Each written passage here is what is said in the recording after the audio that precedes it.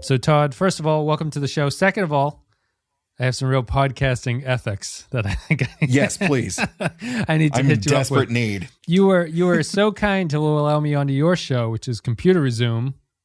Yeah. On Podbean is where you can find it. You can find it on all the podcast networks and et cetera, et cetera. I came on. I did Future Tense. I think that's the name of the episode, the Enterprise episode. We had a lovely discussion. It was a good podcast. I recommend everyone listen to it. Search for Computer Resume on all your favorite podcast listening devices. But before that, when we started, we were doing the recording. We were doing a recording way that I'm not familiar with. I said, Todd, does the audio sound okay? Does everything sound right? And you said, that sounds great. Wes, this sounds perfect. Crisp. You said crisp, I think, as the kids say these days. I said, this is a man who respects good audio. And then I heard it, and my audio sounded like hot garbage. And I was oh, no. Oh, God. I was so... Here's the podcasting ethics, though. We are, even though we're on friendly terms, we're in some levels competitors with each other, right? As podcasts about the same topic. Yeah, I can understand that. Yeah. I wonder if there was was there any subtle mind games going there where the person will tune in and go, this person's audio sounds like garbage. I'm not gonna listen to this person. And I think that you sabotaged me in the best way possible. This is all a joke. I don't really mind. It's just the way a podcast recording goes and stuff like that. But I did find it funny that what is the obligation for a podcast to be like, this audio could be better or something like that. I'll be honest, I've been very fortunate to guest on a few different podcasts, and I'm always in awe of the quality and stuff that comes about. And then I had this idea for my own show, and an idea many people have had. Search for Star Trek podcasts. You'll find a bunch of them. And, I went into this with little to no knowledge. I had been on a podcast for a few years, and it was just kind of like, okay, well, it's the software does most of the thing. You just got to make it sound, you just got to cut it all together and put in your sound effects and your music and all that stuff. And you're good to go from there. And, for the most part, for the most part. But I have had every issue from recording in a different room to traffic outside, to my dog intruding, to my phone going off, to the guests not able to find the notes, to me putting my foot in my mouth with Spencer Garrett. Oh, nice. Yeah, that was great. That was, oh man, I just wanted to crawl into a hole. Did you call him the wrong character in Star Trek or something? Where you're like, what was it like to play Captain Picard? The interviews out there, it's on our feed. He was so kind and so gracious to come on the show and carve out some time to talk about his career. For people who don't know, he plays in the the drumhead. He's the half breed Romulan Vulcan character. Yeah. Simon Tarsus. Tarsus, absolutely. Yeah, great name. Wonderful, which he actually expressed that he would go back and change it, but he and I discussed that at length. But early on in the discussion, I had a couple questions about his schooling and all that stuff, because he went to school at Duke University, which is not far from where I'm at in South Carolina. Sure. And he actually has some notable classmates that he was in school with. One of them, which was Renee Escavera, Echevarria, who was a the showrunner. Yes. Echevarria. Renee Echevarria. Yes. Went to school with them, but started talking about his classmate Retta, the African-American female comedian who's on Parks and Rec, played Donna. Okay, right. Yeah, sure. And he started talking about Retta, and I started talking about Renee, and I see. Yeah, just big foot in the mouth, and like I was so embarrassed because I felt like, because he saw my notes, because I sent him my notes, and he was very, very complimentary of, you know, me being prepared and having all this stuff ready to go. And then I just go and make that mistake, and I was just like, oh my God. But as for the technical stuff, the only thing I can do is sort of throw up my hands and go like, I really don't know what I'm doing. No, I'm just giving you a hard time. It's totally.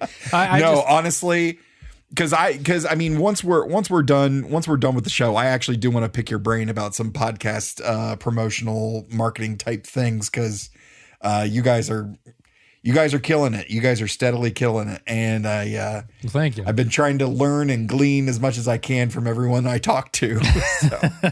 I mean, the thing is, your show is a new guest every week, which for people who are unfamiliar with podcasting is basically, I don't know what the good analogy. The analogy would be like starting a new job every day of the week. And you're like, where's the bathroom? Like, where's my desk? Where do I sit? How do I get the coffee?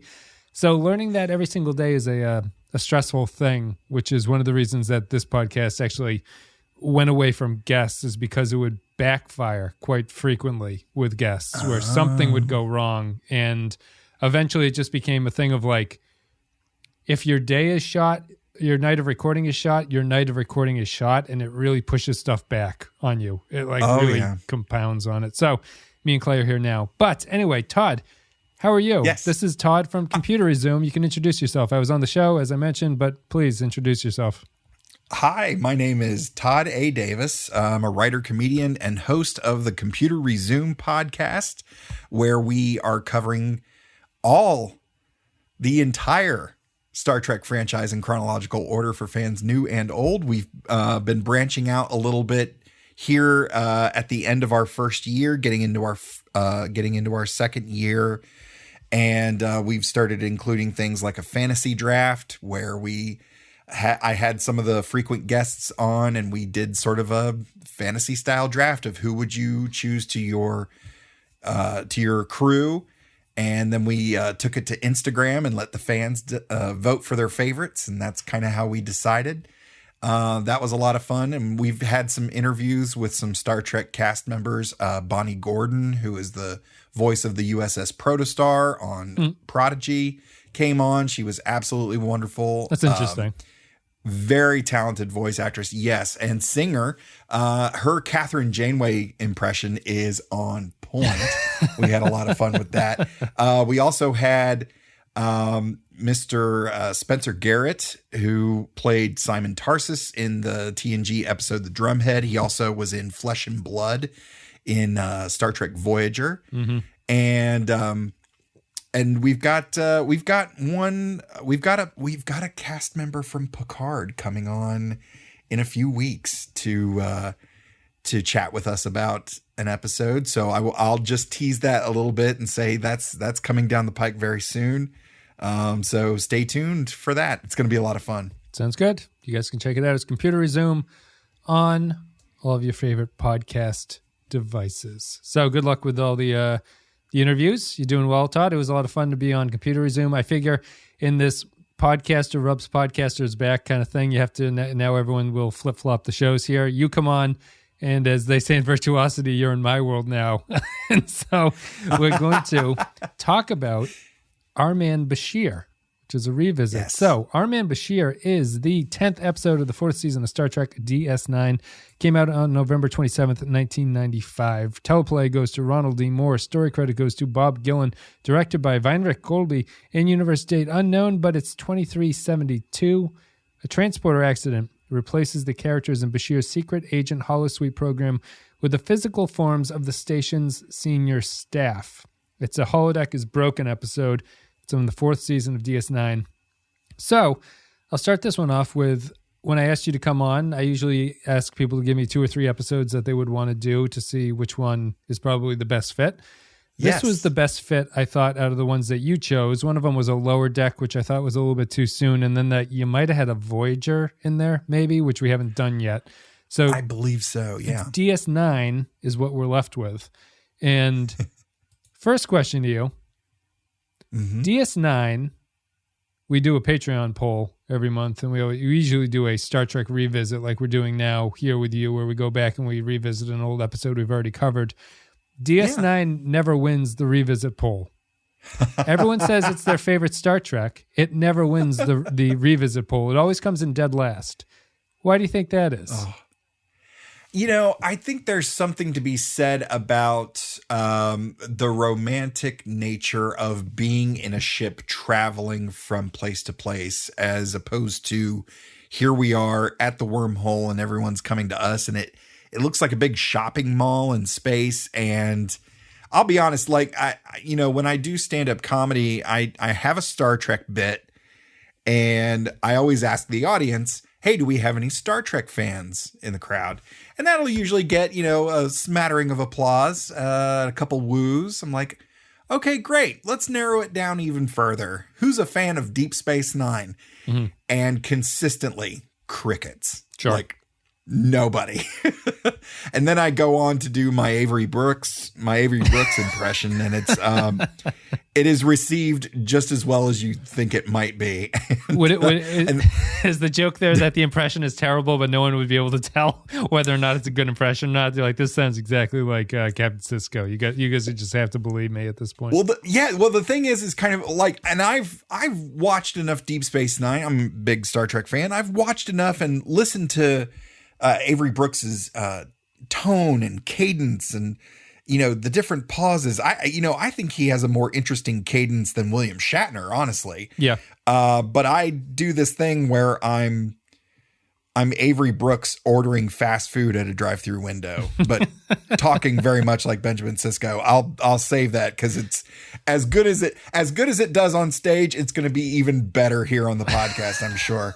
So, but I do that bit, and I always have to go, look, sometimes the jokes aren't for you. That one is for me. Just know that you have heard a spot on Avery Brooks impression. There you go. And yeah, it's like I said, it has never gone well, but that one I keep in my back pocket because I kind of approach comedy with a little bit of with my ear towards Will Ferrell, who, when things were going bad on stage at Second City or, on camera at SNL, his go-to reaction was to just lean in even harder. And it ended up, really making, more often than not, really making that scene. So, my Star Trek bit is, if the set's going bad, okay, let's just go ahead and lean even harder into it, where I'm going to do something and not a single person is going to laugh. And from there, we can build back up to the end of the set, and then I can drink myself to sleep. Is that's thematically aligning itself with DS9 there, I suppose. Maybe probably one of the other series might actually be more in line with that, yeah. I think. I always wonder. I think it's this. I think there's this question of. I think that the answer to why no one votes for DS9 is kind of what makes DS9 the special Star Trek to me, in that. So my big thing, like my big takeaway from our Man Bashir, is watching this after not having been here for a while and having been watching Enterprise recently. We're in the 4th season of DS9, and the show feels just so much more comfortable with itself than Enterprise ever does at any point. Oh, yeah, absolutely. And there's something to be said for DS9 is a tough show to just drop in and watch one episode, because it's really the Star Trek show that's built around the universe that it is inhabiting, and like how the characters react to each other, and how it feels the most like you have to settle in with the show in a way that the other Star Treks maybe don't. You can drop in a little bit more, and right. Which is a long way to say. What I like most about Our Man Bashir is dropping in with the DS9 cast. The counterpoint to this is, I don't think this is a very good episode. So I'm interested in why you chose it, and also the fact that the first time we went through this, we had a guest on who specifically requested this episode then at that point too. So what is it about this episode that draws you guys like lightning bugs to the little flicker zapper thing? When I don't think it's a terrible episode, but I find it an interesting episode to choose for this show. To sort of go along with what you just said, I feel like Deep Space Nine is definitely harder for folks to pick up right off the bat, because you hit the nail on the head saying that, it's the characters reacting to each other. I think another way to say that is it is character centric, and it's so heavy on character development. Our show is still working its way slowly but surely through Enterprise, where we've got Scott Bakula and everyone else who wishes they were Scott Bakula. Mm-hmm. They're just not getting their characters are great, but they're rarely getting a chance to shine. Whereas with Deep Space Nine, it's such an ensemble piece that, even Benjamin Sisko at the center of this new narrative, he starts off with a really dark, heavy catalyst to his story that Picard, who is essentially his commanding officer, when he was Locutus, killed his wife, Wolf 359. And we can't just leave her here. Yeah, it's dragged off. I love that in this area. Yeah, and we see that, and it's kind of, he's the first quote unquote captain, who is a father and a widower. That layer. There are so many layers to that onion already. Not to mention his second in command, who is a former terrorist. Yep. Like, that's crazy. And then you bring in some developed characters in O'Brien and Worf.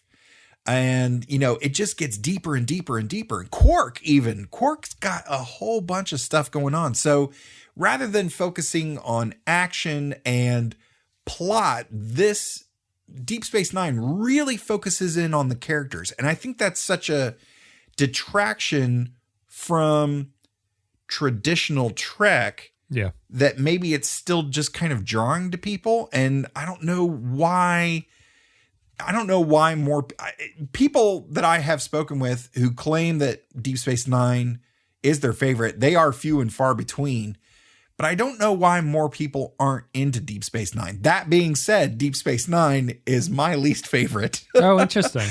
of the live action. But I do enjoy a good character study. And I think that's partly due to some training I had as an actor, some performances, my experience in performing as a stand-up comedian, being able to observe and report back is essentially the process with stand-up comedy. Mm-hmm. But yeah, being able to watch people and sort of pick out those things that make them tick, find their buttons and what really sets them off. And Deep Space Nine is that, you're watching these characters develop over time. And I think really every character on there gets their just due. And I think this for the character of Julian Bashir is really a peek inside his head and us getting to see how this man's brain really works and what he thinks about, and how he sees himself and where he would like to be in the eyes of others.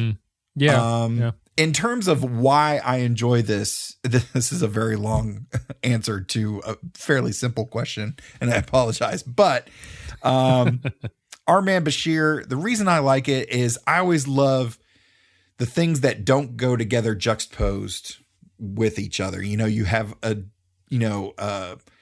character study set in deep space in the far future. But this narrative largely takes place in the 60s, in the realm of this spy adventure. Yep. And I just love Garrick still looks like Garrick. Worf still looks like Worf. Kira still looks like Kira. but they're playing these roles within the roles. And I just love it. Not only is it a great character study on the part of Julian Bashir, I think it's a great look at acting within certain, costumes and prosthetics, but going against that character to represent something else. And I always love that. I love that with stuff like Fistful of Datas and Elementary Dear Data, them in Victorian London playing Sherlock and Sherlock and Watson, and, TNG, TOS, Enterprise, even, they all had Western episodes, and those were always really a lot of fun.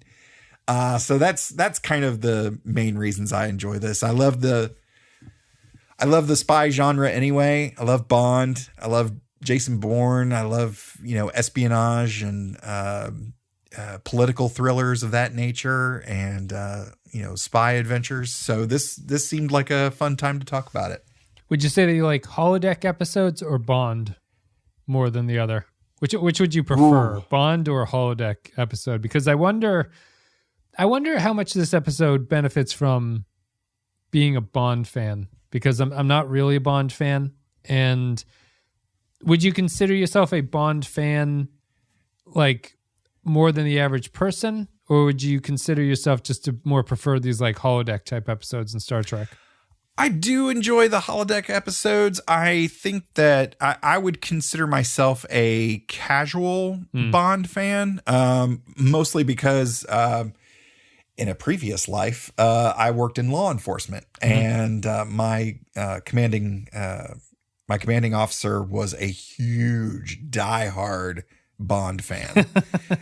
So I cannot begin to put myself anywhere near his level of fandom in terms of Bond, but I really enjoyed, Sean Connery was my Bond for a long time. Yep. And I even considered one of the Bond films that's not considered a Bond film, Never Say Never Again, as my favorite. Not only did it have Sean Connery returning as an older James Bond, but it also had Kim Basinger, from Tim Burton's Batman. And she's, as a young man growing up, watching that was answered some questions I had about myself. I think is the nicest way I can say that. I can understand. But yeah, I really enjoy Bond, but I really enjoy the juxtaposition of, sci-fi, futuristic sci-fi in a retro setting, telling a different type of story. That's one of the things that we've seen in Enterprise, actually, is, with the, even though it's the prequel series to essentially the entire franchise, we've seen that in this futuristic space, exploration series, a lot of those episodes watch like horror movies. Yes. Everything from aliens to zombies to, mind control to robots trying to take us over. All that stuff is all in those episodes. And I wonder how much of that was sort of influenced by Rick Decker and his involvement with the show early on. But yeah, I really enjoy the franchise as it is, traveling through space, diplomacy with alien life forms, solving problems, occasionally getting into, dogfights with other unfriendly species. That's all great. I love it. I'm on board for it. But every now and then you get these holodeck episodes and they're really fun. They're really special. It just takes these characters that you love so much and just puts them in a different setting. And let's play out a Western thing, or let's play out Victorian era London mystery thing, or let's have a spy adventure. And it's all great, man. I love it. So I guess my concern with this one being an episode of Star Trek is that I was excited to get back into DS9. Haven't seen them in a while. I remember not particularly liking this episode, but I thought maybe I'd my fondness for the characters would overwhelm me and the nostalgia would wash over me and I'd be very enthralled by it. I think my problem with Man Bashir is that it doesn't really have a second or third gear energy level. to it. It's one of these stories that the reference of like, or the concept of let's make a Bond Star Trek on the holodeck, and you go, that's great. That'll be a good idea. That'll be a good show. And then when you get down to making it, all you can kind of do are these homages to the franchise that don't really end up amounting to much, in my opinion. Like homages to the Bond franchise? Yeah. Like everything here is just kind of, like Worf is playing this Star Trek's version of the Lashif or whatever that villain is, the card playing guy. He's playing that. It has the sort of, they call this a spy thriller, but it's really just, it's going off Bond. Like they did it so that they wouldn't get sued by MGM or whatever, but it's clearly just a Bond thing. And I think that the reason I ask if you have to be a big Bond fan to enjoy this is that if you're a Bond fan, I think that might be enough to have a Star Trek episode where it's just kind of playing up the Bond thing.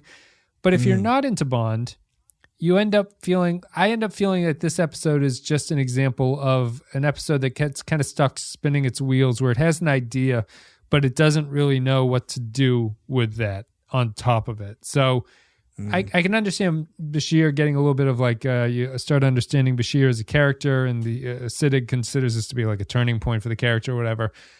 I just don't, you get to a certain point at this where you're just like, this is just Avery Brooks hamming it up now. He's going to play a Bond villain and we're going to watch it.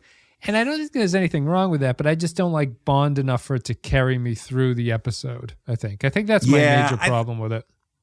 Yeah, I think with them doing, what is clearly a parody of, many different types of stories like Bond, they even go as far as to mention our man Flint, the man from U.N.C.L.E., and, and a few others. But, if you're kind of not a fan of that type of story, of that type of adventure, then, this might not work for you. And I think, the other thing that is a bit of a trope with this is that you might be able to get on board with if you're not down for Bond is the idea of the transporter accident of like, their patterns are stuck in a thing, so that's another trope that you might be able to get on board with, but it's so heavily buried in this James Bond parody that I see it kind of getting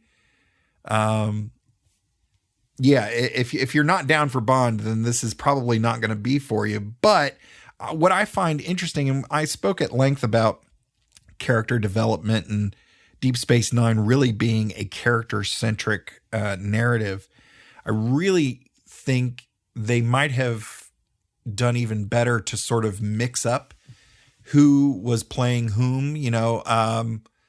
They have Kira as the spy, or they have Kira as the Russian operative. They have Dax as a scientist. They have O'Brien as sort of a tough guy. They have Worf as sort of the quiet tough guy, and Avery Brooks, who's very colorful, the big boss, eccentric, and big as the big boss. Yeah. So it would have been interesting to maybe put O'Brien as the big boss and maybe have Benjamin Sisko as the quiet one. Yeah. And, switch up the ladies, let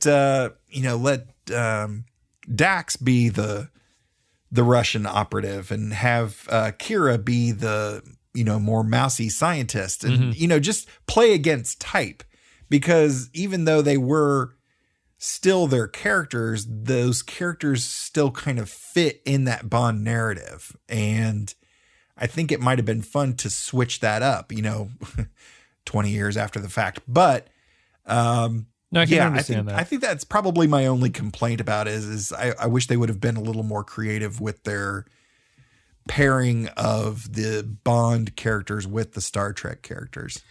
Yeah, they do just, they do mash them up in a way that they mimic their Star Trek-y side within the episode itself.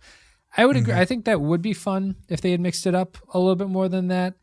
You had mentioned the sci-fi aspect of this is that it's a transporter accident gone bad. It's a I think it's one of the sort of strange things about the episode is that the transporter goes bad when the ship blows up plot is so, it almost strikes me as like a James Bond villain plot in and of itself. Like it's so silly outside of that. And it happens so abruptly where, just Cisco's like, well, we're almost home. And then they're like, oh, the warp engine's going to blow up, and then it blows up, but they're stuck in the transporter.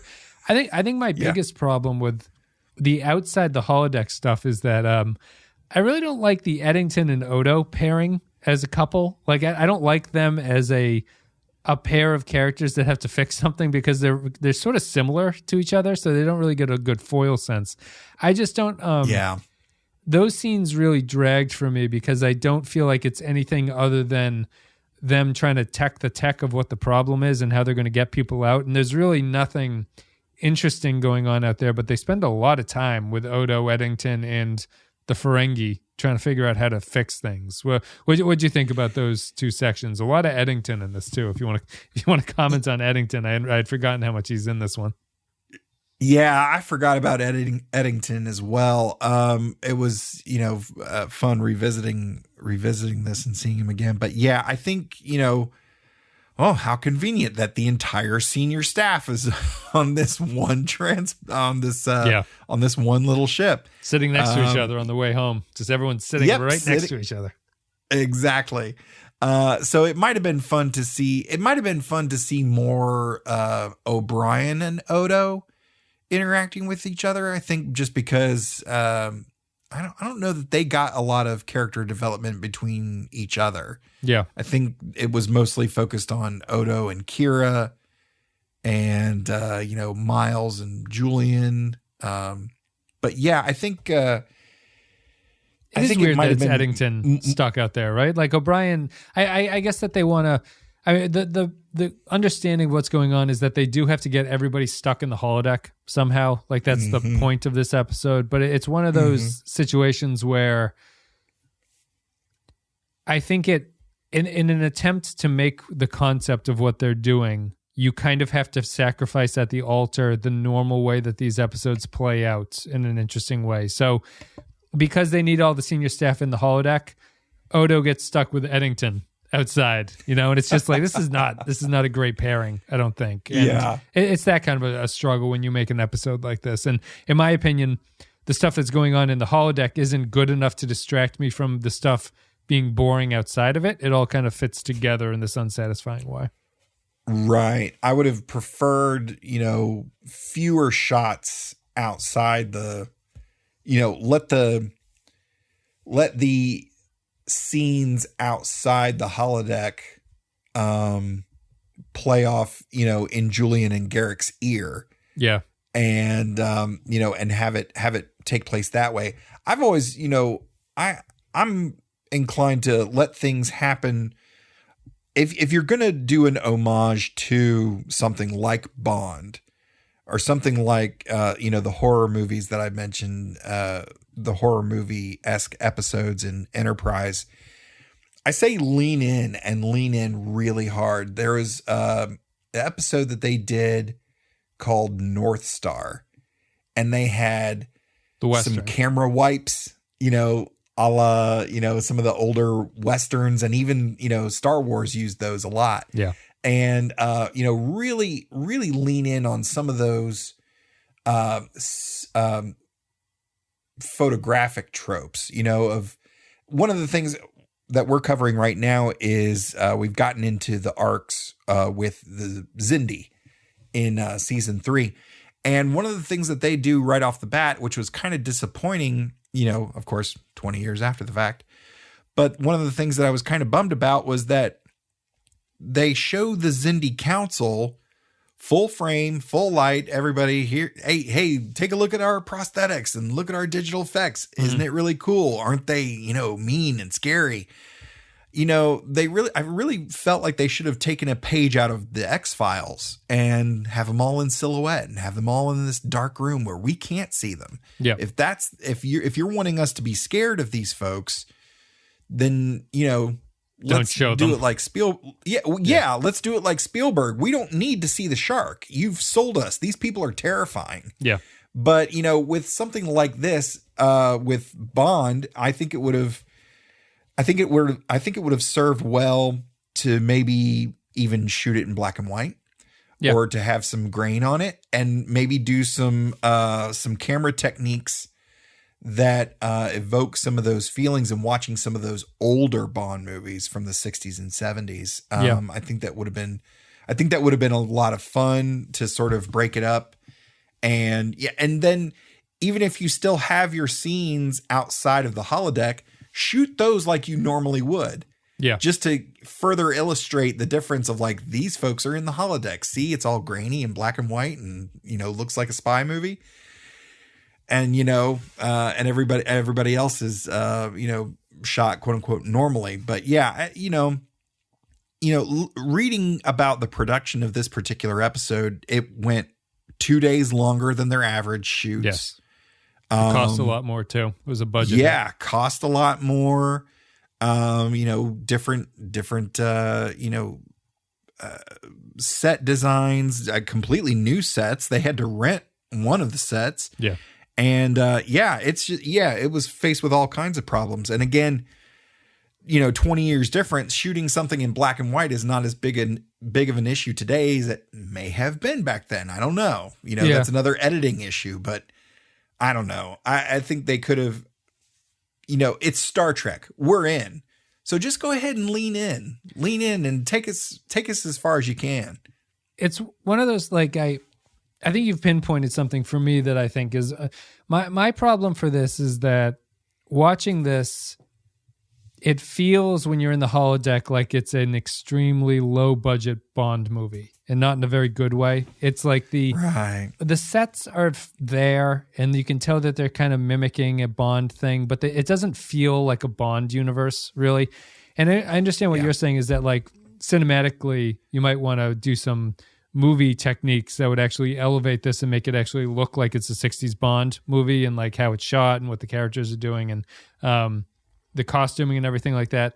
To me, it just feels like it's this artificial world that they're playing in, and I find it really distracting and cheap looking in a lot of ways. Like, I wish that there was more effort put into it, but I understand that with the realities of how this show is produced, that they can't do that at the same time. So it's one of those things that always makes me wonder, like, to make this actually work best, it really has to look like a Bond movie in the holodeck. And that would actually probably keep my attention.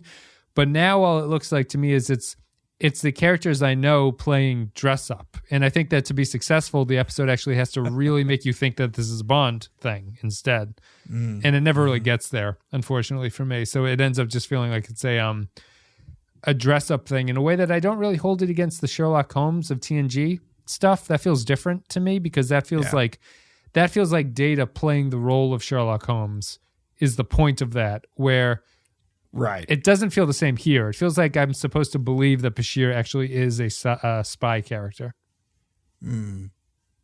Yeah, I mean, and it's all well and good until stuff goes wrong, and then he kind of is having to play this role to a degree, but more to save the lives of his friends. And it juxtaposes into the talking to Garrick in the cave sequence, which I always think is a little bit awkward. That maneuvering. Yeah, I think they could have maybe done it a little bit differently. As much as I give grief to the Star Trek writers' rooms for, especially things they did in Enterprise, but, no show is perfect.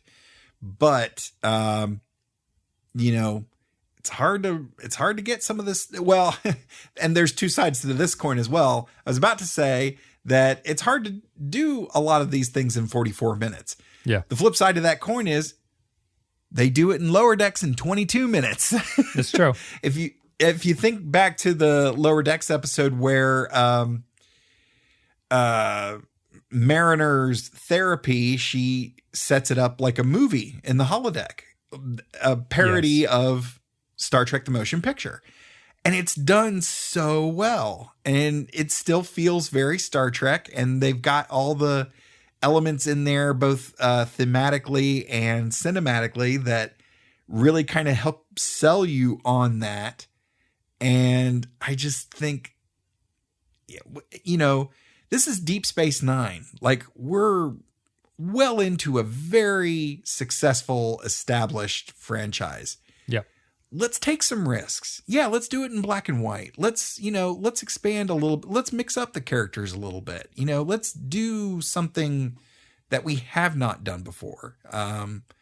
And let's push the formula a little bit. Now, would the EPs and showrunners be on board for that? From what I've heard from different documentaries and things of that nature, no, probably not. Yeah, this would have been the show to do it, though. DS9 was not afraid of doing an idea and even doing it badly and sticking with it. Like, DS9 is interesting to me because you had mentioned that you said it's your least favorite Star Trek. To me, what's so fascinating about DS9 is that I think DS9 is the best television show out of all of the series. It's maybe not the best Star Trek show, but it's the best television show. But what's fascinating about that is almost all of its long-running subplots, save for things like the Dominion and stuff like that, are terrible and execute. Like the Mirror Universe in DS9 is awful. Every Ferengi episode I think is pretty bad and I don't want to watch.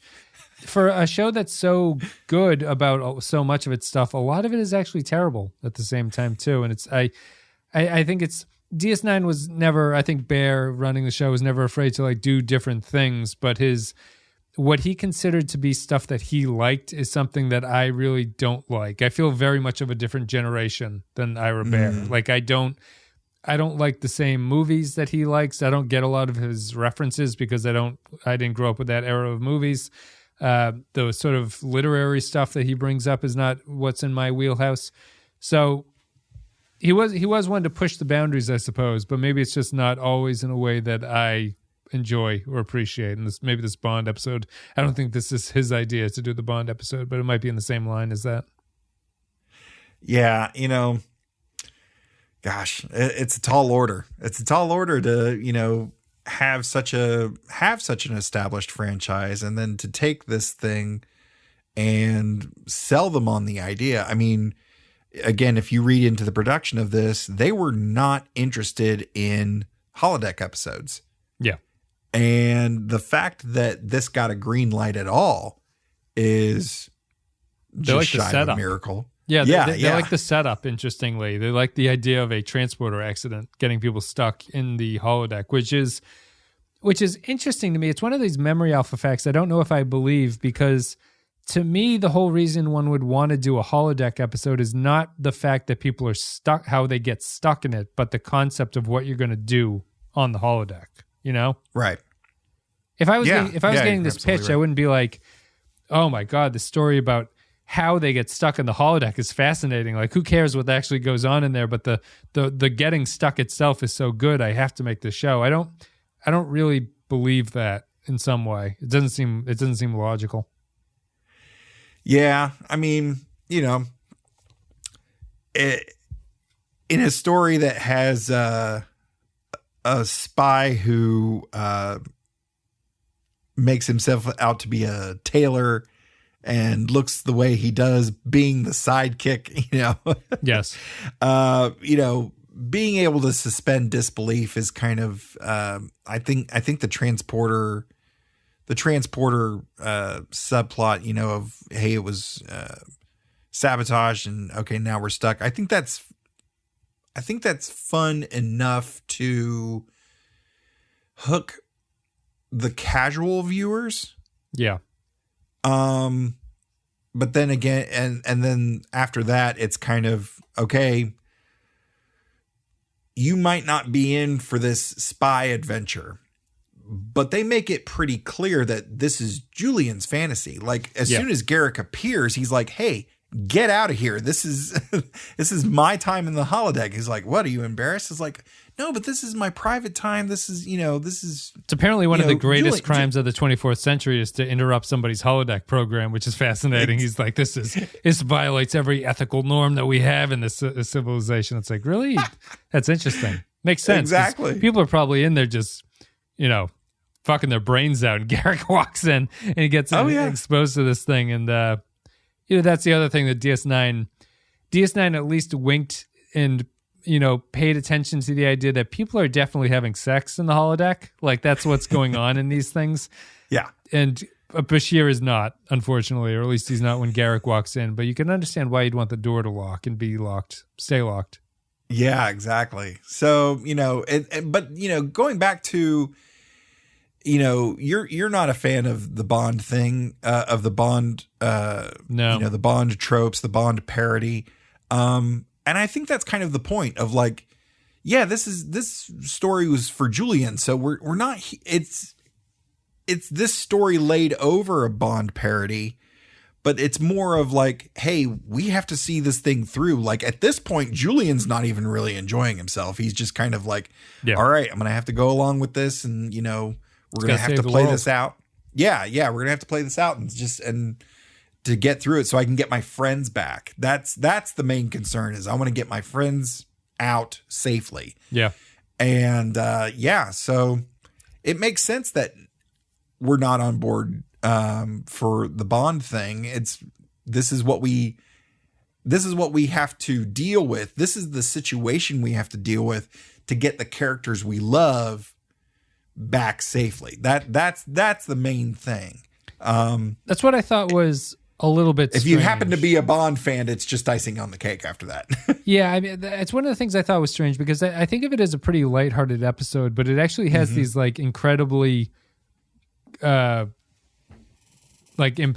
consequences if Bashir doesn't accomplish. Like everyone's going to die if Bashir doesn't accomplish his goal in it, but I don't think the episode, because it's so lighthearted, ever really gets that across that this is a life and death situation at all. They mention it all the time, but it never really feels like it's that way.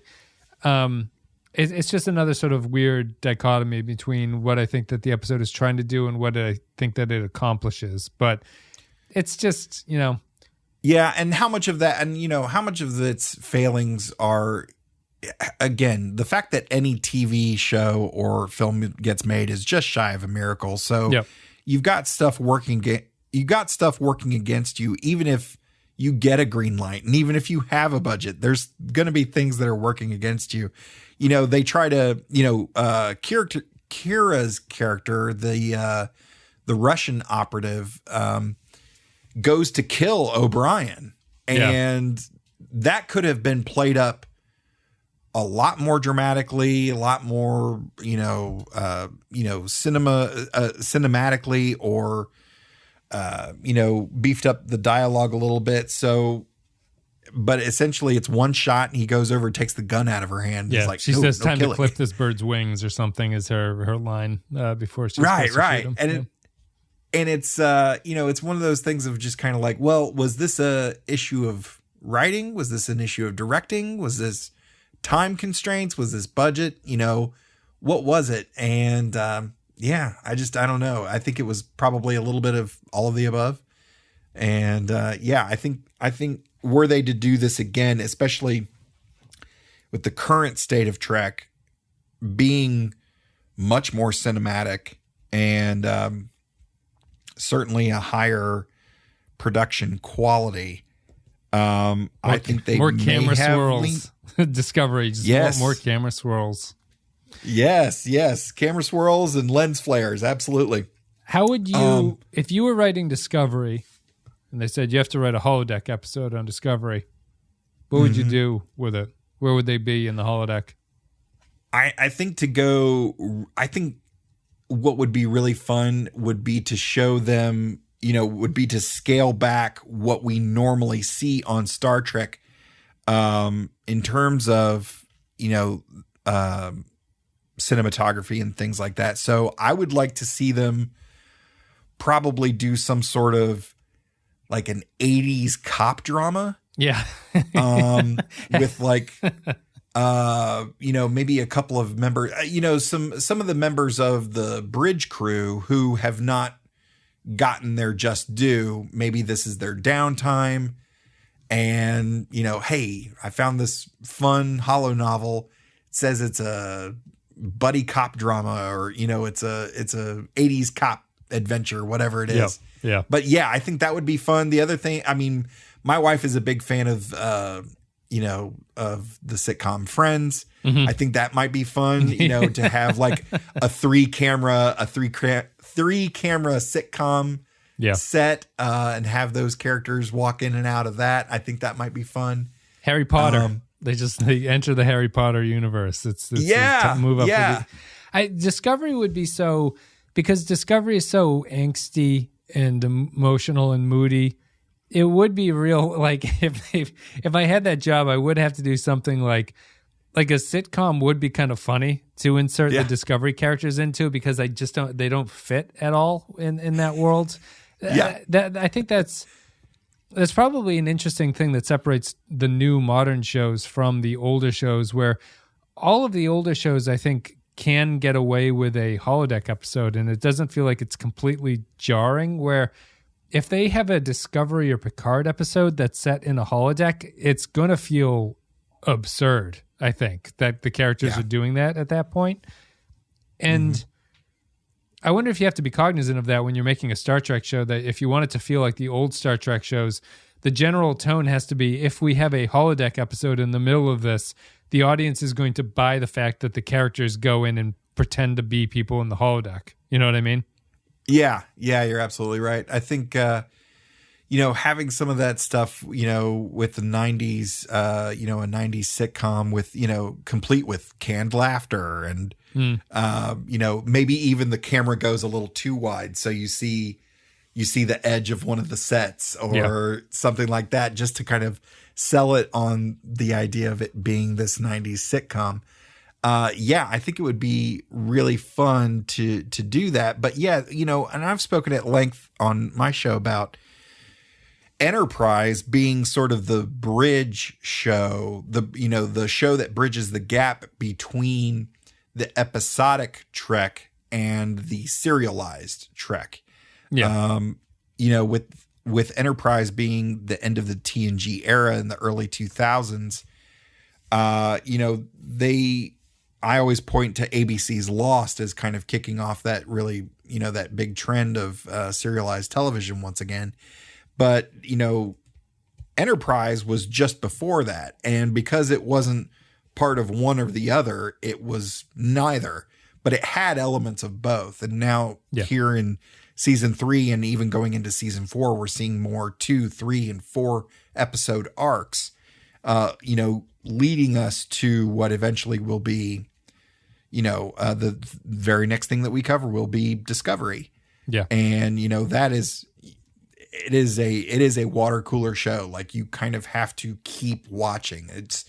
It's impossible to watch. I just recorded the 50th episode of my podcast with my special guest, Jason Keener, who says hello, by the way. Oh, Jason, from the Star Trek Chronology Project, which if any, Uber fans out there are curious about what the entire, chronology of Star Trek looks like, Google search Star Trek Chronology Project. Jason and his blog have done a great job of chronicling that. But anyways, one of the things that we talked about was the idea that it's impossible to really just sit and watch one episode of Discovery or Picard.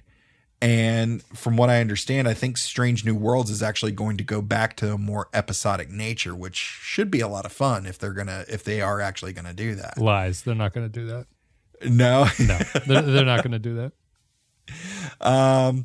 Well, that's too bad. I think it would be fun to sort of revisit that format and that structure. I could be wrong. Everything that Akiva Goldsman says is like it's like he doesn't work on any of the shows. Like, he just has this completely detached from reality take on things. So I don't really believe anything that he says about Strange New Worlds. Fair enough. Yeah. He,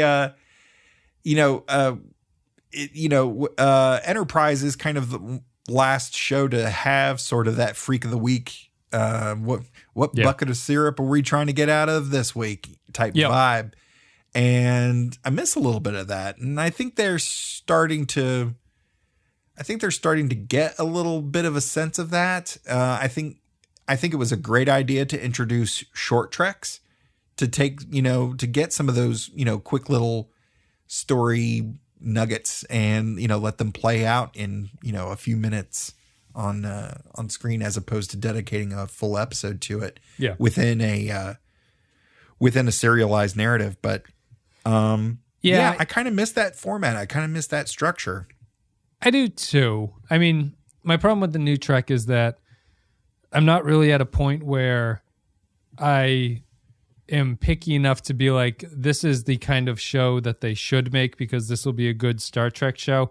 With all of the new Trek shows, I really look at it and go like, can someone give me a good show? Like once we get a good show, I'll be like, okay, now we can build off of this. But I still feel like all the new Star Trek shows are still just struggling to be a competent television show in a lot of ways. Like I think Discovery is atrocious. I think it's just a terrible TV show. I think Picard is only slightly better, and maybe that's just because nostalgia twinges at me a little bit. Like Patrick Stewart will elevate things. I've voiced my concerns to Jason about that. Yeah. And Lower Decks is good, but I have a hard time considering Lower Decks to be like a real Star Trek show. Like I'm not going to be some sort of gatekeeper who says it's not Star Trek, but it's hard to imagine Lower Decks fitting in with the rest of the series in any kind of way. Even though it's the best new show out of all the new Trek shows. I was going to say, it's pretty damn good, man. Lower Decks is good, but it's not, I think you'd have to agree that the animated shows are separate from the real shows. They just don't feel like they fit in the same universe. Would you agree with that? It is definitely, and Jason and I spoke about this at length, it is definitely a different vibe. They're going for something tonal. The tone is completely different. But if you kind of step back and look at this bigger picture, the Enterprise D had, over 1,000 crew members? Mm-hmm. We focus on the same half dozen or so. You got to figure there's a Beckett Mariner on the Enterprise D. There's a Boimler. There's a Tavana. There's a the cyborg kid. Damn. Anyway, Rutherford. Rutherford. Thank you. I kept wanting to say Mayweather. I was like, no, it's not Mayweather. That's on Enterprise. Well, so here's. But anyways, the disconnect there, I think, is that what makes TNG so unique and special of a series to me is how buttoned up it is. So if I were to assume that there is a Lower Decks character existing in TNG, that actually ruins the TNG universe for me, because I see the TNG universe as this incredibly buttoned up, stuffy, bureaucratic, all right angles, like everything is very composed. So that's what that show is to me. And so to say that the Lower Decks characters also exist in that universe doesn't really make a lot of sense to me. I think that you can go down the line. You can actually say like the DS9 characters have a hard time fitting into the TNG universe and a lot of stuff like that. But I think that the animated shows are this like far extreme of what I'm willing to accept. I accept it's Star Trek. It is Star Trek. It has Star Trek in the title. It is a Star Trek show. But it is... If you bring in characters from the other series and you put them into Lower Decks, in my headcanon, for whatever that matters, it's not really the character.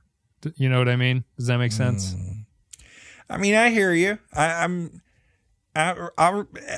about the novels. I don't think the novels are real. The novels are like made up. Yeah, that's absolutely valid. Okay. But I think, going back to it being definitely a different tone, I think is more of an apt description, just because, look at Riker's appearance in Lower Decks. Like, right. He's a little, at the risk of, this is going to sound dumb, but he's a little more cartoony. Yeah. And which is fine for the show, but it's hard to square him with the Riker that I know from the live action series. Yeah. Actually, Troy on Lower Decks is more aligned with TNG Troy. She is. She's not very broad in her Lower Decks appearances. No. Right. So, it definitely has a different tone, and that's very true. It's kind of, well, so sorry to interrupt, but you've inspired me. If they had characters from the shows come into Lower Decks and they were not exaggerated versions of themselves in the way that Riker is an exaggerated version, I would be okay with that, I think. I think that that's the kind of continuity that they would need. And if I was running the show, that's what I would do. Like, I would have Brent Spiner come on and just play Data like he's Data. Don't do anything else. Just keep him Data. Have Dorn come on and play Worf, and he talks exactly like Worf. I think that's the kind of continuity that you need. But the problem is, every time they bring back these characters, it's like the Riker version of it, where it's this kind of joke version of the real character, which really stretches it and feels like it's not exactly what I'm expecting from it. Right. And I mean, the exaggeration, I wonder how much of that is due to the actual format of the show, of it being animated. Yeah, it has to be. Yeah, I feel like that's the way Riker is behaving in Lower Decks is not completely out of the realm of possibility for the character of Riker, but because so many things are so exaggerated in Lower Decks that it's kind of reflected in this more cartoony nature of his this version of that character. So yeah, it's, you know, because when they showed Miles O'Brien, when they showed the statue of the most important person in the universe, Miles O'Brien, and they showed the statue, I was like, that looks nothing like Cole Meany. What are they doing? He's kind of hard. He's kind of hard to characterize. Actually, he's got that that like curly Irish hair. Like, that's the only distinction thing about him. Yeah, that's about it. Yeah. But anyway, I mean, we strayed far from our man Bashir, but yeah, I think you know, having these characters in places that we normally wouldn't see them is always fun. Yes. And it's unique to Trek. Trek can get away with it in a way that a lot of shows can't. Yeah. It has a built-in excuse. Exactly. And you look at shows like, you know, well, speaking of Lower Decks, it's not a far reach to mention Community. Sure. Where they had, you know, the paintball episodes famously were, you know, they each had their own different vibe and they were all shot differently. And, you know, they had the Western one, they had the Die Hard one. There's, you know, my fandom is slowly leaking out of my brain. I'm sorry. But, you know, they did a bunch of different things like that. One of my favorite episodes of Community was the Law and Order episode where, you know, they play it up and they kept true to the characters. They kept true to the situation, but in terms of how they shot the episode, in terms of how they lit the episode, they got those characters to that place where they were able to have this very solid, very true parody of a Dick Wolf production. Yeah. And it's a good point. I mean, right all the way down to the theme song. I love that version of the theme song. So, you know, to see something like that, it just makes me think that I really do kind of wish that they would have a little bit more fun with Discovery and Picard. You know, I mean, Picard is, somebody asked me recently online, somebody contacted the show at Computer Resume on Facebook, Twitter, and Instagram to ask my opinion about Picard. And I said, well, it's Trek and I'm having fun with it. It's great to see, you know, Patrick Stewart, you know, kind of back in the saddle again. But I am concerned that it's going to be this one big nostalgia fest of like, hey, remember this character from the 90s? Well, here they are. You remember Guinan? Yep. Before Whoopi Goldberg said the Nazis weren't racist. Here she is. Here she is.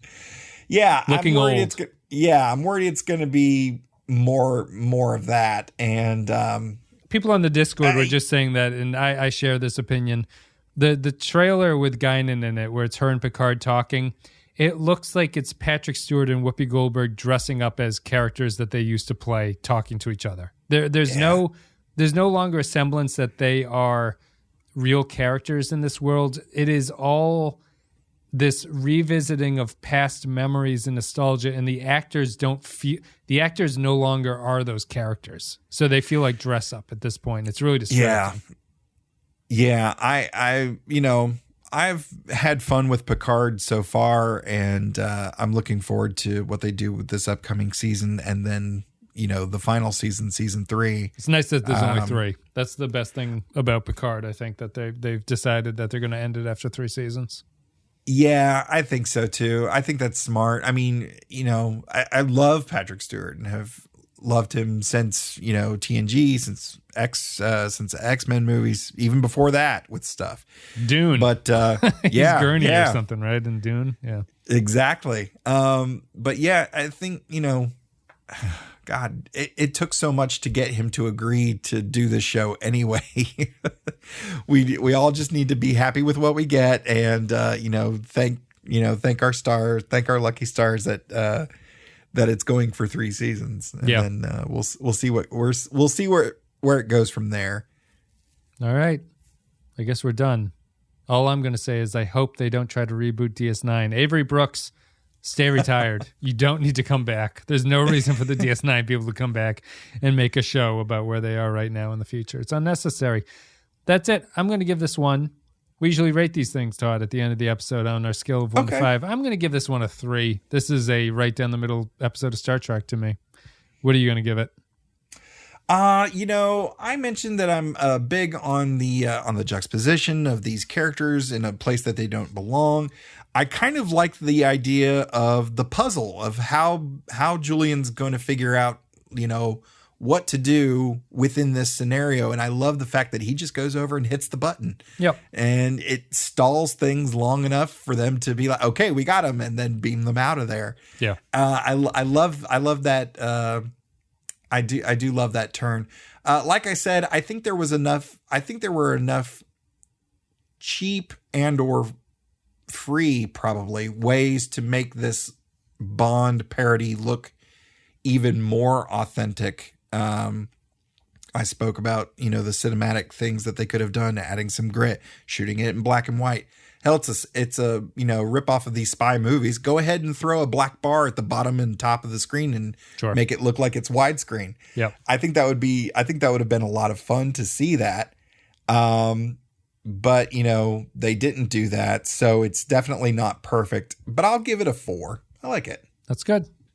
That's it. Thank you, everybody, for listening to our coverage, our revisit of our Man Bashir. It's good to go back to DS9. It's been a long time. We're about to start Voyager, so we're moving further away from, 70,000 light years away from DS9, I suppose, in the near future.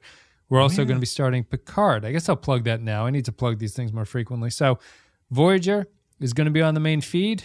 We're going to be doing Voyager and Picard at the same time. Voyager is going to be on the podcast feed. It's going to be on YouTube. It's going to be on the main feed.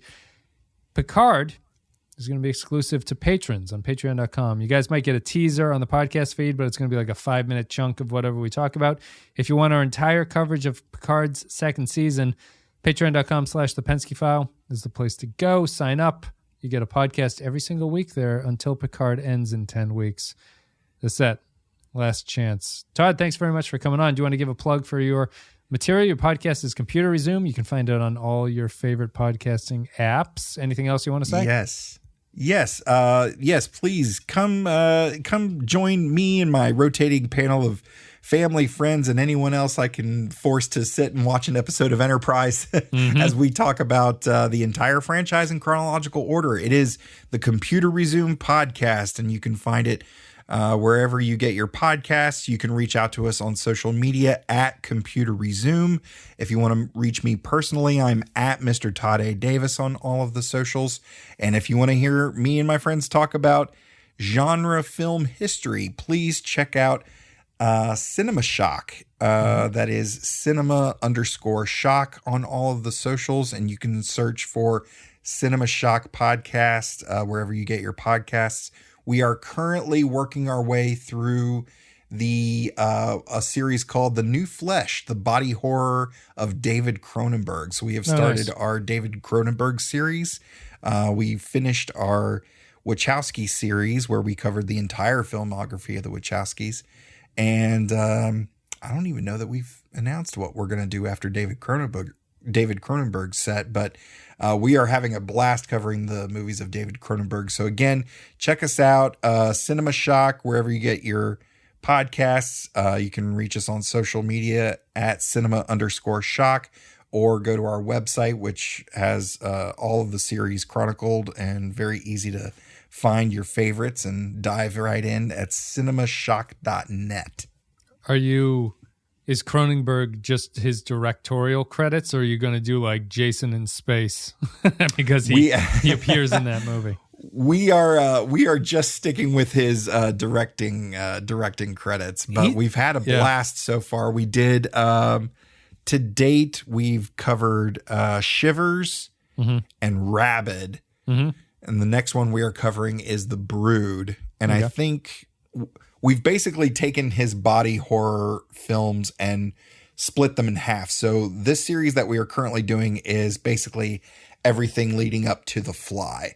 Gotcha. And then later on down the road, maybe next year or the year after, we'll do a second Cronenberg series of everything post body horror, post Fly. So we have a good time. It's a fun show. We have a fun back and forth between myself and the other hosts, Gary Horn, who's involved with the National Wrestling Alliance, the NWA.